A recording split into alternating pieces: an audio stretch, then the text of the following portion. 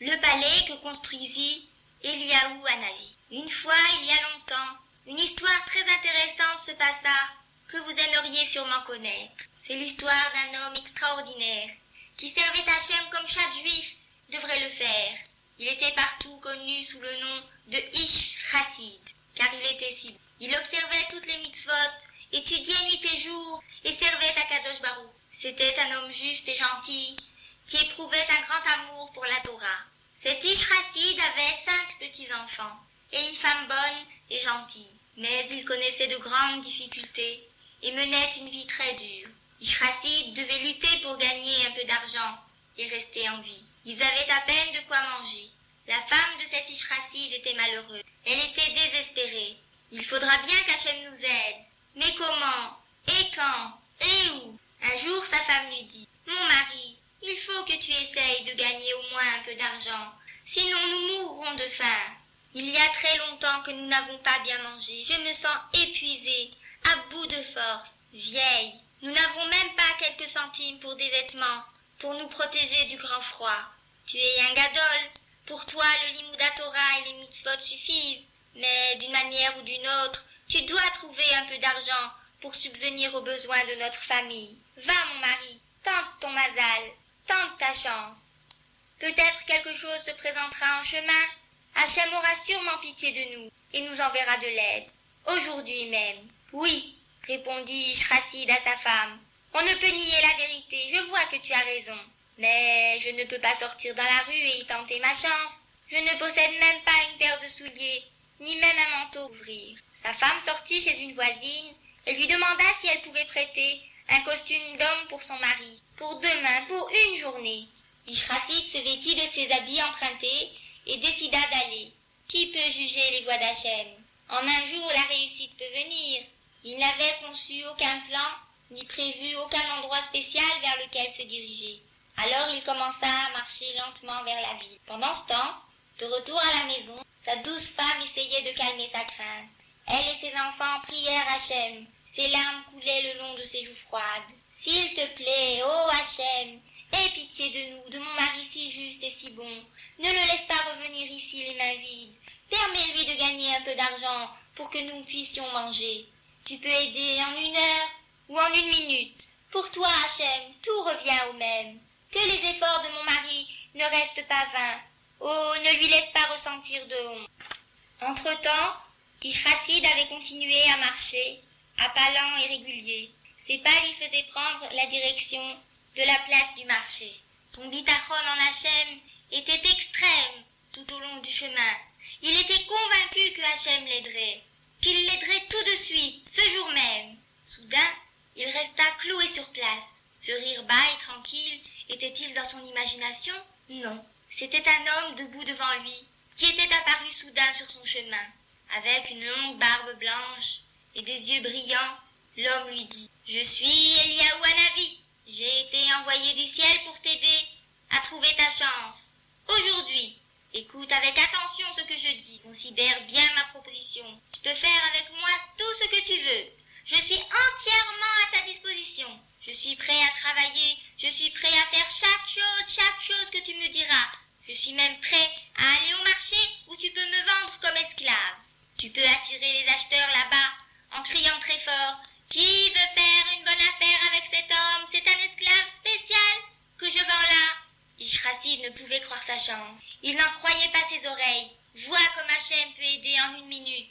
Ses yeux se remplirent de larmes de gratitude. Comment puis-je même seulement penser à vendre un homme tellement sacré? Mais si lui-même me dit que je le dois, sans doute cela fait-il partie du grand plan qu'Hachem prévoit. Ish Chassid traita le Navi avec respect. Ils discutèrent de Torah en marchant côte à côte jusqu'à ce qu'ils parviennent à la place du marché. Un riche comte se tenait là, regardant ça et là, à la recherche d'un esclave dont il avait besoin pour une tâche spéciale. Et dès que les 2 hommes se trouvèrent plus près de lui, il demanda sans plus attendre: Vendez-vous cet homme comme esclave?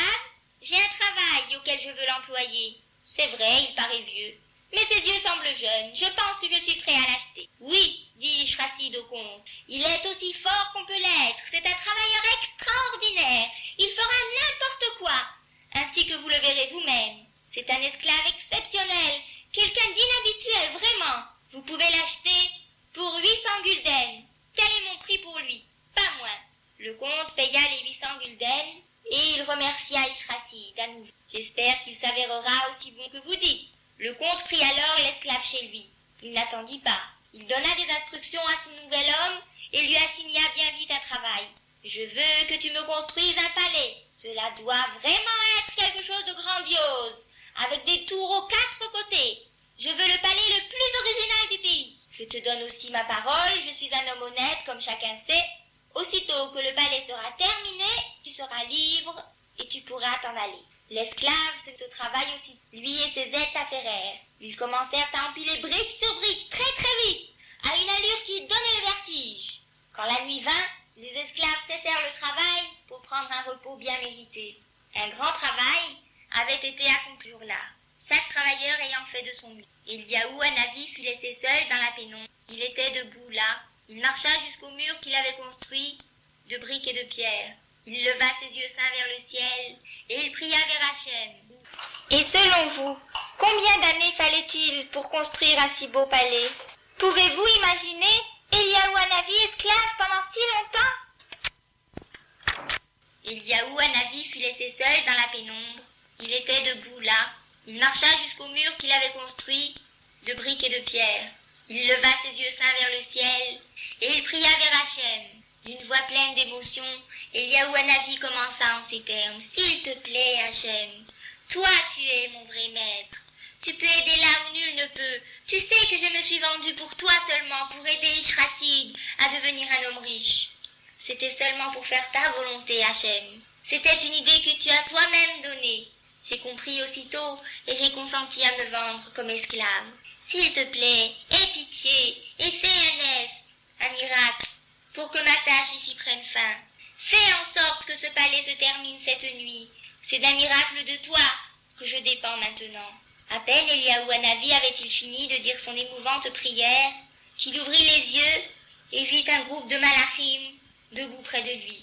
Ces anges ne faisaient pas le moindre bruit, ni ne disaient le moindre mot. Ils commencèrent à empiler des briques et des pierres, et des briques et des pierres. Les heures de cette nuit sombre s'écoulèrent.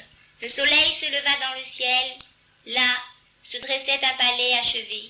Il se levait haut et droit. C'était un édifice d'une grande beauté, avec beaucoup de tours et de donjons. Des chemins de marbre, à gauche et à droite, conduisaient un grand chêne près de la porte d'entrée. Les anges, ayant achevé leur tâche, disparurent dans l'air du matin. Eliaou Hanavi, le nouvel esclave, se tenait là tout seul. Le comte se réveilla, sauta hors du lit en cette matinée claire et ensoleillée. Il s'habilla paresseusement et prit la direction de la porte, bâillant et se frottant les yeux. Oh! Il s'arrêta net, avec stupéfaction. Il se sentit pâlir sous le choc. Était-ce bien un magnifique palais qui se trouvait là, où hier encore ne s'entassait qu'une pile de rochers? Je ne peux tout simplement pas y croire. Ce que j'espérais voir au plus, c'est un mur terminé. L'esclave s'approcha alors de son maître, et d'une voix calme et respectueuse, il dit « Si mon maître est satisfait, alors moi, votre serviteur, je me réjouis également. S'il vous plaît, mon maître, rappelez-vous de vos paroles et de la promesse que vous m'avez faite. Au moment où ton travail sera terminé, je promets de te libérer. Tu peux partir, dit le comte encore stupéfait. Comme je te l'ai promis, je n'ai pas de raison de te garder ici. Tu es un homme libre et tu peux t'en aller. L'homme riche se tourna pour remercier son esclave, mais plus personne ne se trouvait là. L'esclave avait disparu. La leçon que nous pouvons tous apprendre, c'est que si nous avons confiance en Hachem, la Tfila peut aider. Regardez ce qu'elle peut faire. Regardez et voyez tout ce qu'elle peut accomplir. Le bitachon est quelque chose que nous devrions tous avoir. Nous pouvons être sûrs qu'Hachem nous aidera tous, si c'est en lui que nous mettons toute notre confiance. Regardez le bitachon de Yggdrasil et la Tfila de